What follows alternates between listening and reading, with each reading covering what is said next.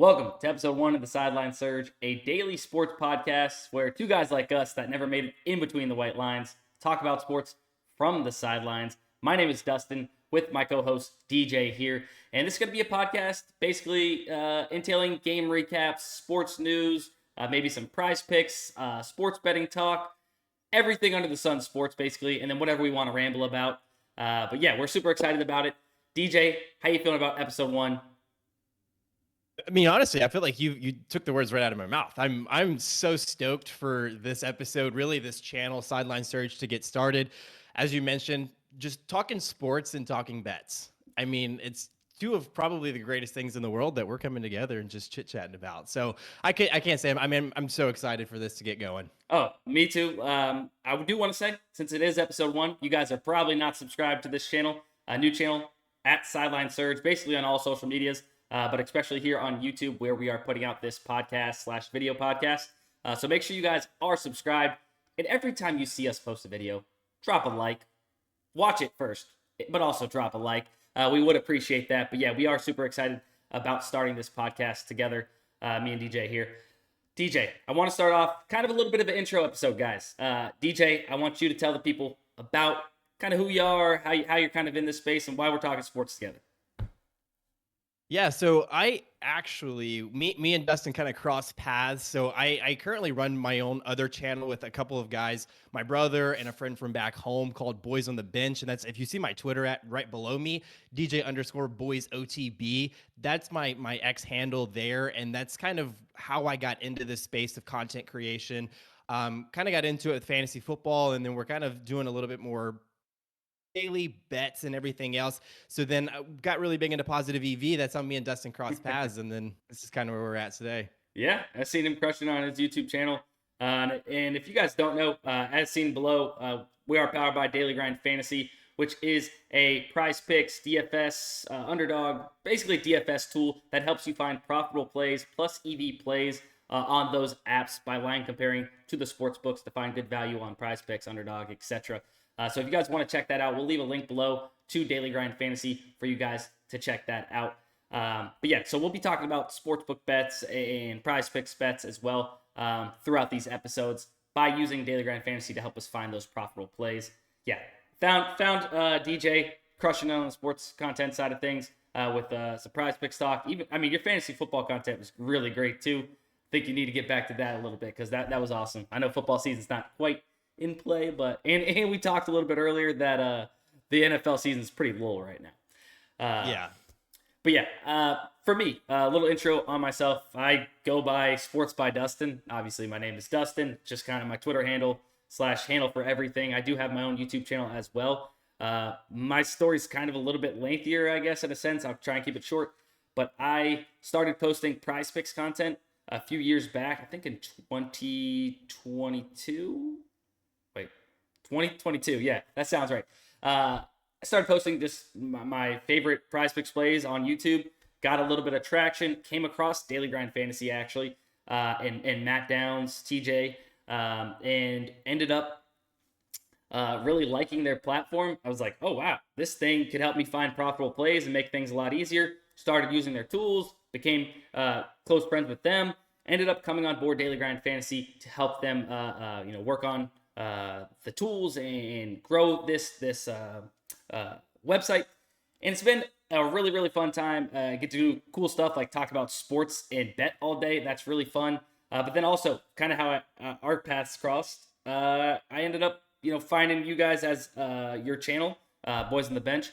Brought you guys on as affiliates. And we're here. Basically cross paths. We've met. We've done a few live streams together. If you guys don't know, on the Daily Grind Fantasy YouTube, we do some live streams. I do them basically every day, sometimes twice a day. DJ pops on for some of them. It's a good time, and that's sportsbook, or I'll say DFS based, where we really talk about and build out full PrizePicks, underdog slips for you guys to tail and just show you how the tools work. So make sure you guys check out Daily Grind Fantasy, linked in the description of this video version on YouTube. But I would like to go ahead and let you guys know we are going to start posting these 3 to 5 times a week. If we're gonna strive for 5 days a week. If anything, we're gonna try and nail Monday, Wednesday, Friday for the podcast days and go from there. Right? But make sure you guys are subscribed and turn on the post notifications. That way, you guys do get notified when we do post a video in case we miss a day. But we're going to try and get these up by 10 to 11 Eastern time on the days that we are posting. Sounds good? Yeah. I mean, it's a good starting point. I mean, obviously the goal would to be to do daily content, but obviously we've got to iron out some kinks. So I think that we're starting off 3 days is going to be good. So the biggest thing again is turn on those notifications, hit that notification bell, get notified because these videos are going to be coming out multiple times a week. Just get notified when they do. Don't miss a single thing that we've got to say, please. Yeah, not only that, if you guys want more content, show a little support in the videos. So make sure you guys just hit the like button. That's all I can say. But yeah, that's kind of the brief overview of kind of who we are and how we got here making this podcast together. I do want to start off by kind of mentioning our favorite teams as we kind of go down our little show flow here that we have put together for you guys for episode 1. My favorite teams, I'll start off. You can see up here behind me, FSU. And then this is actually a signed Tom Brady Patriots hat. So Patriots, FSU, Red Sox, Lightning for NHL. I know it's kind of random, but grew up as a fan of all of those teams besides the Lightning. Got married, my wife's dad into hockey, kind of got me into the Lightning. That's kind of where I ended up finding my hockey team. But yeah, other than that, it's FSU, Patriots, Red Sox, Celtics. I forgot to mention the Celtics, my world champion Celtics. How dare you? And Fairweather fan. Yeah, so that's kind of my teams. And DJ, you can let them know your teams. And yeah, my teams are kind of spread out. It's like if you had some die and you just rolled them on a map and wherever it landed, I picked a sports team from there. I'm just spread out because I grew up in Mississippi. I was born in Mississippi, lived there, ended up moving to Texas, and that's kind of where I'm currently at now. So I'm kind of all over the place. Growing up, though, my favorite NFL team is the Green Bay Packers. And the reason that I kind of fell in love with them, one, they were a good at the time that I was growing up, had Brett Favre, but Brett Favre was also the quarterback, and he was from Mississippi. So I was like, hey, another reason. So I ended up and really haven't looked back. I mean, we've struck luck so many times. So I'm a Packers fan at heart, living in Texas. So it's nice having that rivalry a little bit with Dallas here recently with Aaron Rodgers being the owner of the Dallas Cowboys. And anytime he goes to play at AT&T Stadium, so that's nice. MLB team, I'm an Atlanta Braves fan again. Mississippi, they have a AA team, Mississippi Braves. So I grew up watching Mississippi Braves. Saw some people come down through there. So then I'm an Atlanta Braves fan. And then NBA, wasn't really a big NBA guy until I moved to Texas. My first year in Texas was the year that the Dallas Mavericks won the NBA title with Dirk and Jason Kidd and all of them. And I was like, I think I'm hooked. And then ever since then, I've just kind of been hooked. So yeah, those are my teams. Not really big on hockey. Wasn't a big thing in the South. That's kind of where I've lived this entire time. So I haven't really gotten too much into hockey, but I'm starting to here coming up. If I had to pick a team, though, it'd be the Dallas Stars most likely. Yeah, I mean, hey, good time to get involved with the Dallas Stars. They're a pretty solid squad these days.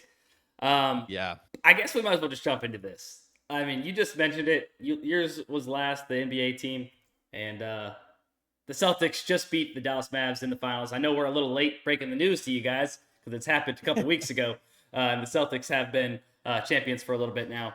But it was really fun getting to talk crap to DJ as this was kind of unfolding, as he mentioned old news in them winning the title back then. But then, the Celtics did outlast them this year. Yeah, it wasn't. I mean, and it sucks so much just because if you look at really Dallas's path, I was so naive. I mean, going into this, I mean, Boston was by far the better team, obviously, by far the better team. But looking at Dallas's path, they beat the Clippers, the Thunder, the 1 seed, and then they go beat the Timberwolves. And it's like, why wouldn't we beat Boston? Why wouldn't we? And then we just go out there and get mollywopped. So I mean, I know Luka was injured, this, that, and the other, but he's been injured this entire playoffs, and he didn't do the best. Kyrie was trash. We need to stay away from Boston. I mean, Kyrie's games between Boston and Dallas were just two different Kyries, and I don't get it. I mean, Boston was just inside his head the entire time, I can tell you why. which was unfortunate. He should have never stepped on Lucky. He doesn't step on Lucky. He might be all right in Boston, but yeah, us Boston fans hate Kyrie, and definitely they were on him from the get go and in his head. And he's a mental guy. We know that. Kyrie's Yeah, a because I mental don't guy. think. Yeah, and I mean, 3 games that he played on the road, he didn't even shoot over 40% in any of those games. But then the 2 games he played at home, it was like I think they were both over 50%. But he's definitely an emotional guy. So it's, I mean, if we could have dodged Boston, I mean, give us anybody else. Yep. Give us anybody else. Now, some of the top sports news from the days, from like the day before. Obviously, it's the weekend, so a lot of stuff happened. That's kind of our plan. We'll talk about some game recaps. We'll also talk about some news, stuff like that here on these podcasts. Definitely a lot of NBA news. I know I've been moving all weekend. I know you were able to kind of tune into a little bit more of it. What do you think some of the biggest news from that's popped off over the weekend? Well, really earlier today, and maybe even late last night, but kind of woke up and saw some big news with Philadelphia signing. I mean, it's kind of weird how they're having to play it out. I know that their salary cap issues are a bigger thing right now and how they're trying to orchestrate it, but they couldn't really sign Tyrese Maxey, from what I understand, to his max deal until they figured out kind of what Paul George's situation was. But Maxey said that he was willing to wait. He wanted to be a 76er. Regardless, they ended up getting both Paul George and Tyrese Maxey under contract, and now they're all in. I think it's over the next like 4 years or so. It's like 450 million roughly, or 420 million, which is crazy. So I mean, that 76ers team is going to be dominant. They're going to be fun to watch. I like Tyrese Maxey. I like Joel Embiid. So I'm interested to see how Paul George is going to kind of get in that flow a little bit. Yeah, it's Maybe more than what a Tobias Harris is. absolutely, Believe. absolutely. I mean, definitely from an offensive side of things, Tobias Harris is kind of that effort guy though, that everybody kind of needs. But no, that definitely a big move and all that to try and beat the Boston Celtics. I will say that. But no, I mean, obviously, Philly's a solid team in general, would be right there competing in the East for sure, no matter what. Now, this kind of sends them up a notch. So we'll see. I'm excited for some battles with that. Paul George, obviously, great player. Definitely, the Clippers, man, they're kind of weird. I thought they were going to be dominant, and they haven't been all that crazy good. Obviously, they've had some injuries and stuff throughout the 10 years there, but I don't know. We'll see. I think that he's going to be really good, and Maxey coming along, just getting better and better every year. So they'll be a solid squad. What else we have for NBA? I was gonna bring up the Knicks as well. Bringing in this haul of Michael Bridges with all of the first round picks that they had to send for him, and I mean that team is just gonna be absolutely crazy, right? They're gonna have.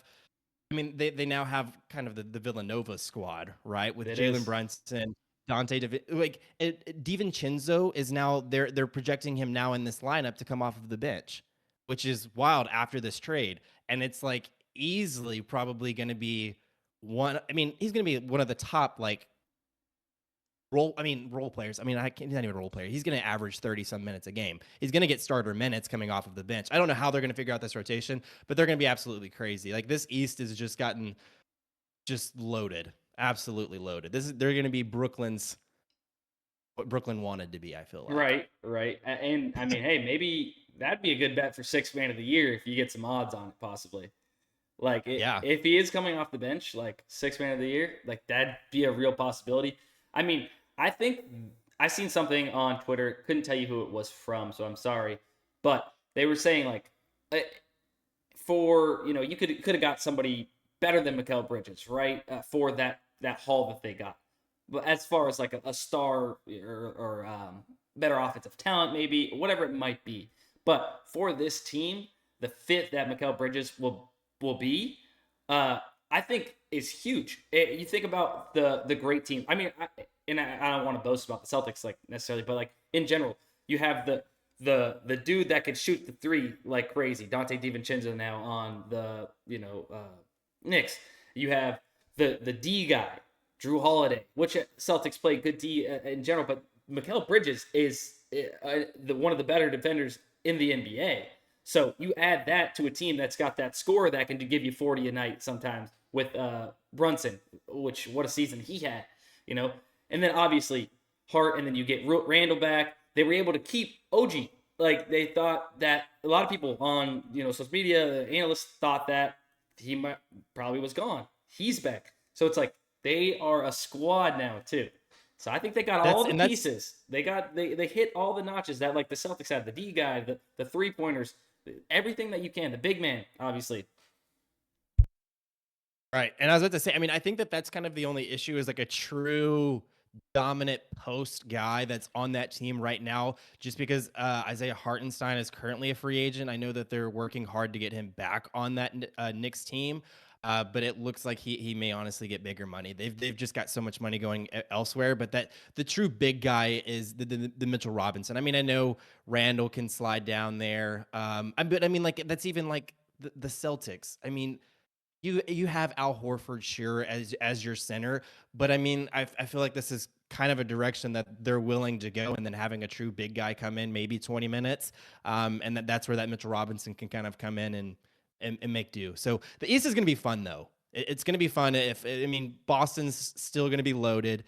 This team is now loaded. And then we just brought up the 76ers. Like it's going to be a dogfight in there. It's going to be really good. Yeah, and if some of these teams stay healthy through the playoffs, like obviously the Celtics had that cupcake run because a lot of guys got hurt. Some of the better teams lost to worse teams. It just kind of flowed that way.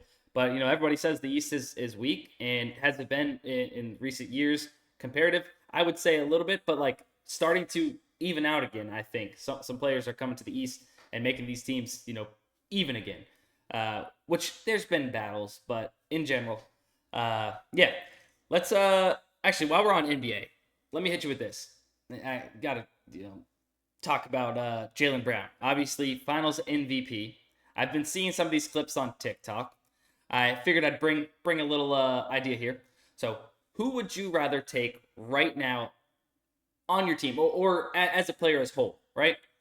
Jaylen Brown or Jimmy Butler? Current state of these guys. Oh man, that is uh that's tough because I feel like they're honestly the same exact player. Like offensively scoring, defensively, I think Jimmy Butler kind of has a little bit of an edge. I know Jaylen Brown has improved significantly defensively, but offensively, even scoring, I would say that those two are the same guy. But I think that where I'm leaning, because I'm just gonna say that I'm gonna look at it more than a year. They've got to be probably what anywhere from 5 to 7 years of age gap difference. I don't know their exact ages Right. off the top of my head, but they've got to be somewhere in there. So because of that, I'll go Jaylen Brown. He's shown a lot of improvement. He has that dedication. Not that Jimmy Butler doesn't, but he's got that dedication to where they're gonna. I feel like he's gonna improve every single year. Why would he not? So give me the young stud. They're very similar. Jimmy Butler has a slight edge defensively, but I think that Jaylen Brown does enough to make do. I'd make the argument that Jaylen Brown's pretty significantly better on offense as he's got over the last few years. Jimmy's offense obviously I feel like has tapered off a little bit. Playoff Jimmy comes out and sometimes he's scoring, but I definitely think defensively Jimmy Butler's got him there. Offensively, an all-around game, I would just give to, if we're taking how much better is Jimmy on defense, how much better is Jaylen on offense. Me personally, I'm taking Jaylen Brown. Not to sound like a homer, I just truthfully believe that. Let's do another one: Jaylen Brown or Halliburton. Oh, that is a. Oh man, I feel like I'd have to go Jaylen Brown on this one as well. I feel like he has the edge over both of them. I mean, that one is kind of dependent on the team because I would easily go over Halliburton with maybe a couple of teams who truly need a facilitator of the offense because that's not Jaylen Brown. Jaylen Brown is a really pure shooter and solid defensive player where that's not Tyrese Halliburton. I think Tyrese Halliburton could get there as a shooter, but he just facilitates an offense so well. I mean, because again, he was able to take this Pacers team who really shouldn't have made it as far as they did in the playoffs and Halliburton, I mean, I feel like he was the facilitator behind a lot of that. So it depends on the team, but I will say that if in general, give me Jaylen Brown. Yeah, I also agree. My argument though is a little different than yours. I looked at those few playoff games against Boston without Halliburton, right?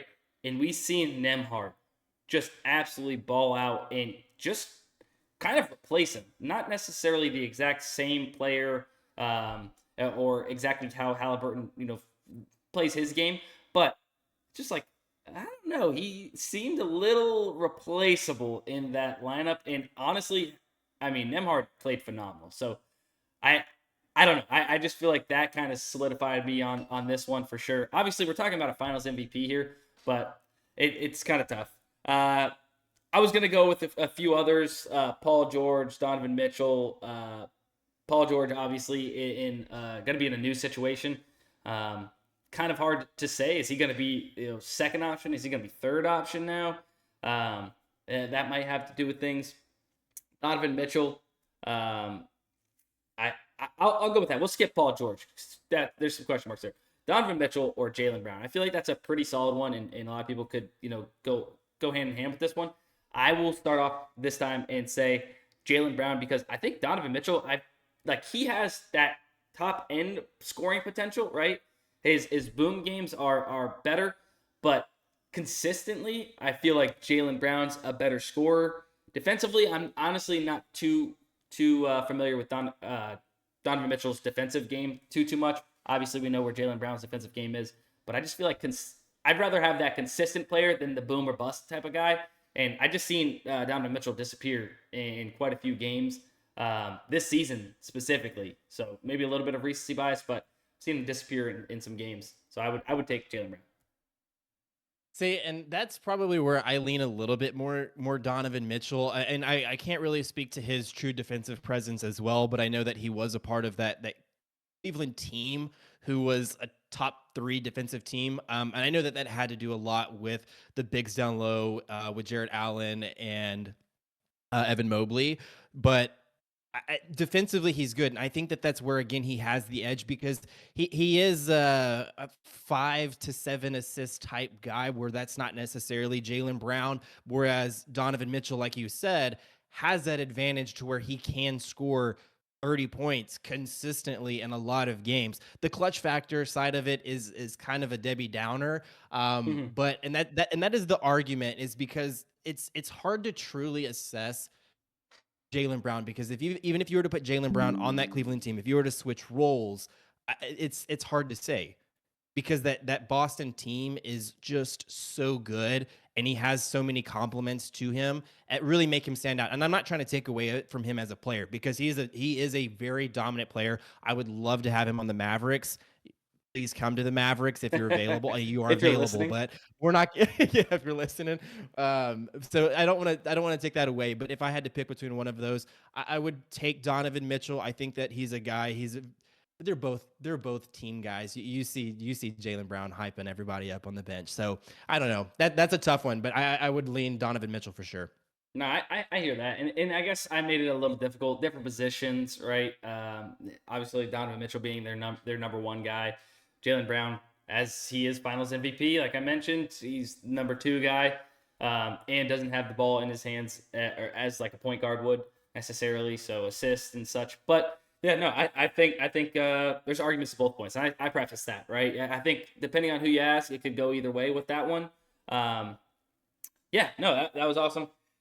Do we want to switch gears, talk about some of the games yesterday in the MLB? I know there's probably a little bit more NBA news we didn't hit on, but episode 1, we're trying to cover all the bases here and get used to it. Guys, stick with us here, all right? Episode 1, we're going to work out the kinks like we said.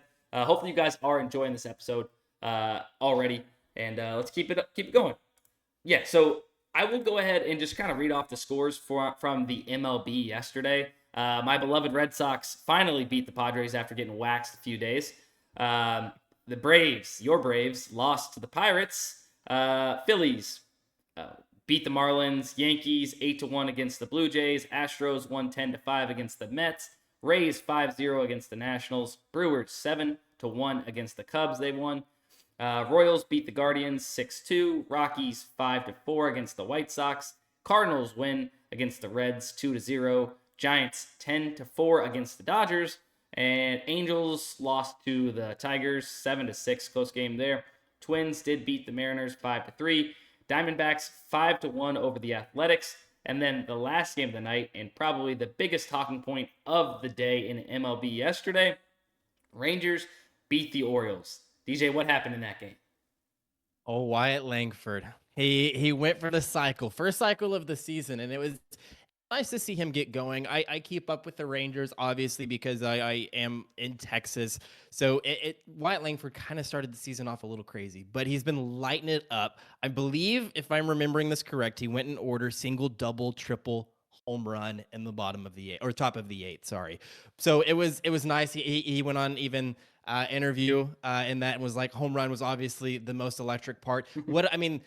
What a way to cap off the cycle, though. Is like, I got to hit a home run in order to complete this. Obviously, we all know that the triple is the hardest one to get, and that one, he even hustled it out, rips it down the third base line, and he is just chopping the entire way and gets there. I mean, he's got some wheels on him, so it's nice to see he gets up there on top of the eighth, knocks it over. They completely dominated the game, winning 11-2. So it was good to see him get that first one of the year. How many do you think we have this year, Dustin? Dude, that's what I was going to say. I think we're already flowing amazingly, because I was about to say, what's the over-under on cycles this year? But before we get to that, let's think about that 1 second. I was going to say, that probably couldn't have happened better for Wyatt Langford, maybe, to like know that you have everything checked off, right? And you just need a home run. You can kind of swing for that, right? Like, that is true. Yeah. Yeah. Like, if you're trying to swing for just a single, like, you're up 11, you're up mad runs, so it's like you can kind of stop on first and get your cycle if you wanted to, right? But like, to try and swing, I don't know. I feel like just knowing, like, all right, I got to lay into this one and go for it. Like, I feel like it might be a little bit of an advantage and help them out a little bit. So I think that's honestly, that is very true. I have never thought about it like that, because, like, at the end of the day, what if you go down swinging, like striking out, like, you missed out, whatever. But it is a different approach. Trying to, like, I don't want to hit this too hard. I don't want a multi-homer game. I need a single right now. I mean, a multi-home run game with the triple and the double don't sound too bad. Right? Okay, so over under, like, I don't know, like, what is the average for the season? Like, I have no clue. So I'm gonna say, and this is totally no clue, I'm gonna say over under. I mean, we're almost to the All-Star break, and we just had our first one. So I feel like it's got to be like 3. If I said an even line, 3, maybe 2.5. I think that's fair. I think that's a fair line. I don't want to give us the line of 3 just because that's kind of cheap. No, don't do that. That's a PrizePicks move compared to the sportsbook move. We're gonna go with 2.5 here, and I am going to say the under. I'm gonna go with the under. Okay. Do you think there's another one, or are we staying at 1? No, I think we see 1, but I'm going with the under just because we need 2. There's less than, like, we're already almost to the All-Star break, so we only have half the season. But although, doesn't the back half of the MLB season have more games? Right now I'm looking at some of the records. Like, Diamondbacks was the first team that I saw. They're 41 and 43, so they're at 84 games right now. So they're over halfway through the season. Okay, so it has less games. Yeah, less games. I got that confused, but yeah, I'm just gonna stick with the under because maybe now I know there's less games. Look at that, the line just moved to 2. So you didn't get, you didn't. You know what? And I'll go opposite. I'll go opposite of you. I'll go over. Bobby Witt's got one in him. He's coming up. I mean, he's got to have one in him. He's been an absolute dog this entire year. Why would he not cap it off with a cycle? I don't know who's gonna hit the other one. Maybe we have Bobby Witt double up. And that's kind of what I'm hoping for. That's just in complete opposition of you. So, I mean, yeah, Bobby Witt's got to have one. Yeah, he is a lot of fun. I love Bobby Witt, and he's a great player. Aaron Judge, been absolutely insane. Not a cycle guy, though. But just have to acknowledge that guy hits a home run every day. It's insane. I think he's up to 31 now. Which is crazy. It's bonkers. It's absolutely bonkers. Halfway to 62, and his fellow pitcher yesterday Garrett Cole, finally good to see him a little bit back on track after coming back from injury. He went 5 innings with 1 earned run after his just abysmal approach as the pitcher here Yeah. his last couple starts. So Yankees had it's a been nice. couple tough stretches as of late with starters in general. I was kind of noticing. One of my buddies a big Yankees fan, so I kind of talk crap to him whenever the Yankees are doing bad. Although the Red Sox are very mediocre, so I get my digs in when I can. Um, but yeah, I'm looking right now on Daily Grind Fantasy, and guys, moving forward, I'll try and have up where we can show you guys the screen of Daily Grind Fantasy. Like I said, episode 1 here, we're still getting things kicked off, but see a couple plays here at the top. I mean, we're getting a 55% chance to hit the over for Austin Gomber and Brees Wilson over 7.5 strikeouts combo via DGF, right? And then also, I mean, Jose Altuve under 8.5 fantasy score. Obviously, he's a stud. Fell off probably from a few years ago when the Astros were really on their hot streak. But seems that line's off by about 1 fantasy score comparing to what DraftKings and BetMGM would have this at. If they, if we took into consideration the even lines on the sports books for those player props that make up hitter fantasy score on PrizePicks. And then a little bit lower, but has potential to be a solid play. Jewel Lloyd under 4.5 assists for the Seattle Storm. So a little WNBA action. This is minus 136, minus 135, minus 135 across the 3 data points, across the 3 sports books we have odds for this line. We get this at minus 119 in a PrizePicks 5 or 6 man flex. So you can toss that into a slip if you have that Gomber, Wilson play in there, Altuve. So some other top plays. But those are some of the top plays on Daily Grind Fantasy right now. Remember, link in the description if you guys want to check out Daily Grind Fantasy, as we are powered by Daily Grind Fantasy here on this podcast. Now we did skip over while we were talking about NBA. The NBA draft happened. We haven't got to talk about that. Now, I'll be honest. I can't keep up with all these college players like I used to. I have a family, and it's getting tough, right? But I personally checked out the Celtics dude, Baylor, Schneiderman, something like that. And I watched some of his tape. Insane. I mean, to add that guy to the Celtics, I feel like, I don't know where he was supposed to go in the draft. I feel like we got a steal on that front. I watched some of his plays, and dude, that guy can shoot the ball. He's almost like a Porzingis Jr. It kind of looks like the way he kind of shoots and such. I'm pumped about that, to add him to the roster. Yeah, no, y'all definitely got a steal with him. I mean, I think that where his draft position was, it was fairly accurate on where he was being expected to go. I definitely thought he would have went a little bit sooner, but so the fact that they ended up getting him was just crazy. So I mean, props to y'all. Y'all are only building even more than what y'all already have. So I don't know. I mean, I am excited though for I always forget how to say his name. The first overall pick from France, Richard, I believe is how you say it. At least that's what I'm going to stick with. So he went to the Hawks. I'm excited to see that because obviously this entire offseason we've heard, that the Hawks were either going to move on from Trae Young or DeJounte Murray. We obviously saw that not too long ago. They just traded DeJounte Murray to the Pelicans. So now they're pairing Richard with Trae Young, which I think is going to be fantastic. Yeah. I mean, I don't know what Trae Young's future is going to look like in Atlanta. I don't know if they're 100% sold on the idea of him. And maybe they just sell him. They got a haul of picks for DeJounte Murray. If you realize that you can get some more picks for Trae Young, why not? And then just have a complete rebuild with this Richard guy. Yeah, I think also looking at this draft board and just kind of as it was leading up, this just doesn't hit the same as a lot of other drafts.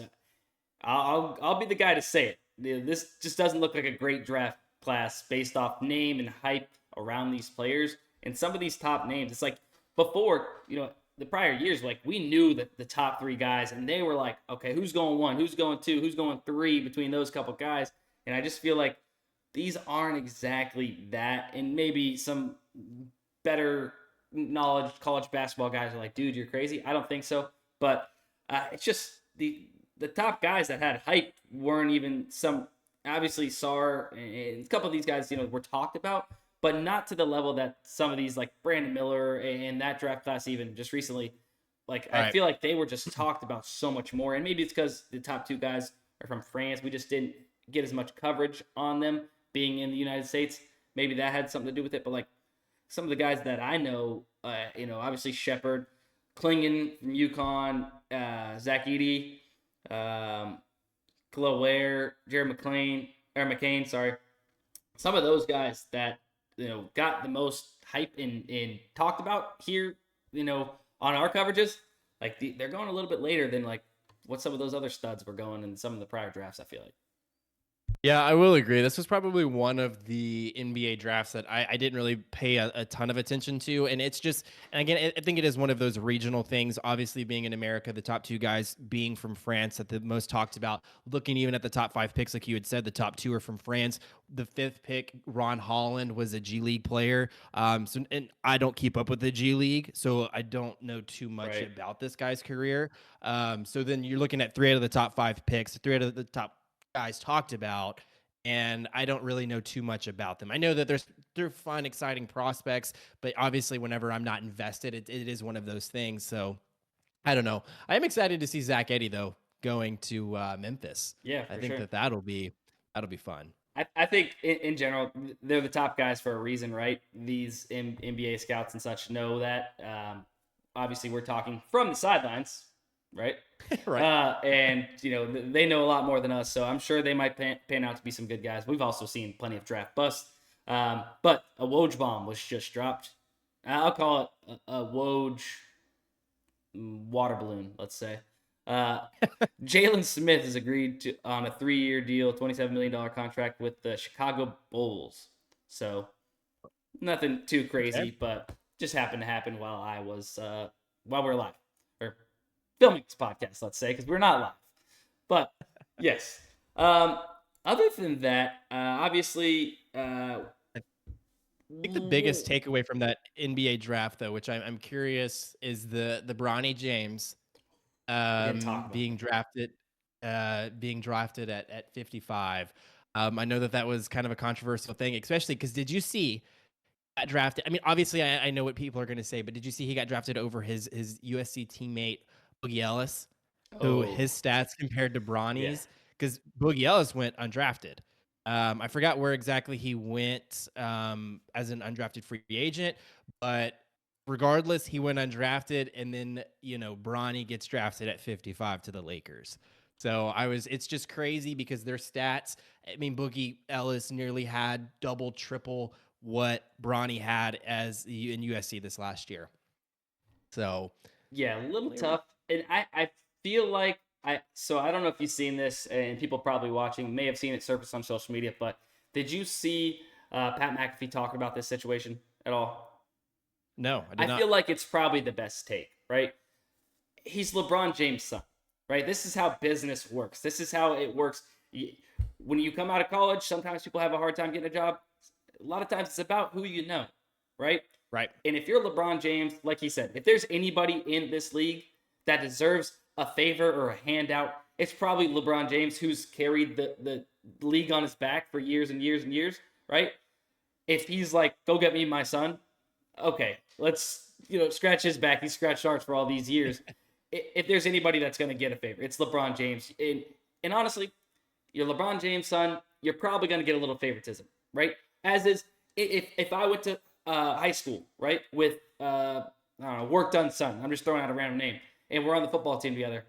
Probably, if we're pretty close to as the same player, you're probably going to lean work done son. I'm like just based off the name. It's just kind of a natural thing. But in general, sure, there's bias there, but there's bias everywhere, and favoritism everywhere. No matter if it's the NBA, the NFL, job, wherever you're working. I mean, it just happens, and it's a part of the game or workforce in general. Right, and it is one of those things that I honestly, and I think most people would agree with. I hope most people would agree with this, but it's one of those things where I do wish him the best because he has been dealt kind of an unfortunate hand because now he's the only thing that is being associated with his name is it's because you're LeBron James's son.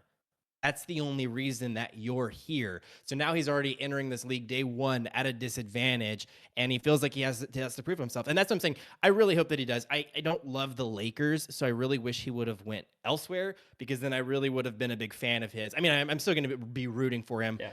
I hope that he is dominant, but the Lakers still have a downfall. So that's going to be that. But I mean, it is unfortunate for him that that's kind of the situation that he's been put in, because he's one of the guys, again, he didn't do this to himself. I mean, he's a D1 college basketball player. It didn't perform like some other players, but I mean, it is your thing. Yeah, that is a really good point. If anyone's going to owe a favor, it needs to be owed a favor. It's LeBron James. Like, why not? And it makes me think, like, did they tell other teams, like, hey, do not draft him? Like, That's let him wild. fall to 55? Like, Who knows? I mean, because I don't know. I would go even as far as to say, and maybe not so much. Don't take this too hard, but like he was kind of dealt an unfair hand from birth. I mean, like you were Right. birthed as LeBron James Jr. basically, and now you have all these expectations literally right away. Like this guy's already being one of the greatest basketball players or prospects at that time, or whatever, and then becomes one of the greatest of all time, top two player probably, right? So he's just kind of it was gonna happen to where it was always gonna happen like this, where it's gonna be like, all right, LeBron James' son, like, where is he gonna like? How's he gonna be? How good is he gonna be? His potential should be here, and obviously, he was probably always going to underdo it, right? It's LeBron. You have huge shoes to fall behind. So it's unfortunate situation for him. Hopefully he balls out in the NBA and we stop the talks. Even if he's a solid average role player, like that would be a win to shut up the critics, at least for him, in my Right. opinion. At least most of them. Because I mean, again, like, even if he was like a star player, it's hard to say that anybody is ever going to be able to fill LeBron James' shoes. So, but again, he is one of those lights of, like, well, you're LeBron James' son, you should be greater than your dad, blah blah whatever. And it's like that's so unrealistic. So I do think that, yeah, if we can see him getting 20 plus minutes as a role player, like, later on in his career, like, that's fantastic. Love that for you, man. Absolutely. I think we kind of touched on everything. We've been going for about 42 minutes, which is a solid episode one, guys. We're going to try and make these between 30 minutes to an hour long. Hopefully, some of you guys maybe catch us on your drive to work, or just throw it up in the background, listen to us BS about some sports, and make some bets maybe with us, tail us on some of these days. But yeah, I wanted to mention, it is our first episode. We'll try and get things better. I feel like it was a pretty solid episode, if I do say so myself, DJ. If you guys could drop a like here on YouTube, would appreciate it. Make sure you guys are subscribed. And then also, if you made it this far in episode one, comment down below. I was here for episode one. And let's see how many people make it this far, DJ. I want to see. Curious. I know. That is very exciting just to see. I mean, obviously episode one, so it's only up from here. Especially episode one. I thought it went smooth. Let us know also in the comments below. Give us ideas on stuff that we could talk about. Maybe there's something that we had missed that you want to know, and we'll be able to touch that in episode two, episode three, something later on down the line. And I know that obviously we're going to talk about some NFL whenever it comes up, but it's just so dead right now. So we're going to talk about some of the big points, especially with us shooting for 3 to 5 episodes throughout the week. So again, drop those in the comments below. Let us know what you would like, the content you would like us to talk about. Yeah, it's the off season, guys. Give us some ideas and stuff you want us to talk about as we ramp up for football season. Hopefully, you guys show support, and we can keep it going through football season, and you guys enjoy this. So make sure you guys like, comment, subscribe, and we'll see you for episode 2 of the Sideline Surge. Peace.